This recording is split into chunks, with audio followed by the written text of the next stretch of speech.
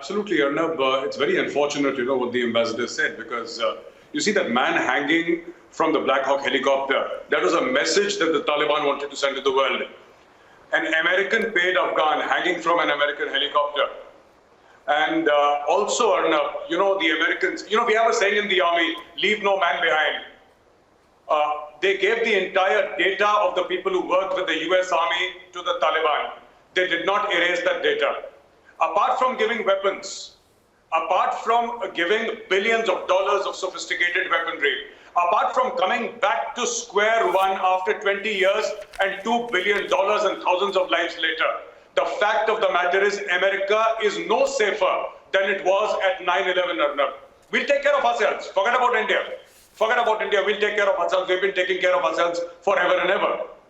But what did America achieve? Today, Islamic State Khorasan is there. There are 6,000 to 10,000 foreign fighters who do not owe allegiance to the Taliban who are there.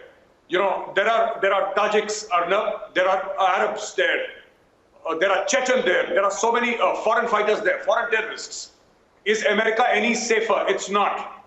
And then you've sold the Afghans down the line. You've sold them down the river. The Afghans who helped the Americans, who put their life on the line. You betrayed the trust of the Afghans. That man hanging on the helicopter, that man trusted the Americans.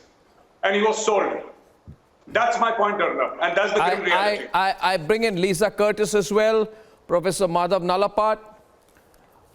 The different set of visuals and very, very, very, very deliberate viewers. By the way, those pictures you see of soldiers in that special forces kind of uniform, the visuals are not of American special forces personnel, viewers.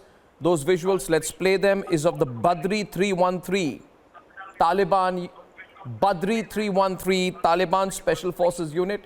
This is fully American choppers, Chinook choppers, American equipment, American night vision goggles, American rifles. This is all paid for by American taxpayers. The group that took over there today, these are American taxpayer paid weaponized terrorists who are operating freely right now, viewers, and I'm deliberately showing the visuals on the left and the right. You would not be able to distinguish the two. On the left are the Taliban and on the right are the US Armed Forces. They look exactly the same. They have been trained, they behave, they wear the same uniform, and they've been created by the Americans. So the Americans should be very, very worried. If they actually think that the problem is getting limited, it's not. It's just that the Americans have weaponized a more dangerous enemy to deal with in years to come, and now they're hoping that this is going to end here. Lisa,